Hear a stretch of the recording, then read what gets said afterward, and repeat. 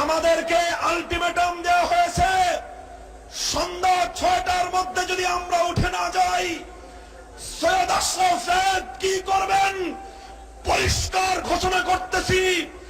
আজ রাত্রের পরে আপনারা কোন পথে পালাবেন সেই পথ দেখার চেষ্টা করুন। রক্ত যখন দিয়েছি রক্ত আরো দেব, জীবন দেব।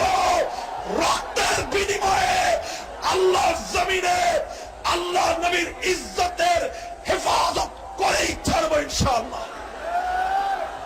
সংগ্রামী তাওহীদি জনতা, লাশের পর লাশ পড়বে, রক্তের গঙ্গা বইবে, জীবনের পর জীবন দেব। তোমাদের কাছে কত বুলেট আছে, তোমাদের সমস্ত বুলেট গুলোকে মোকাবেলা করার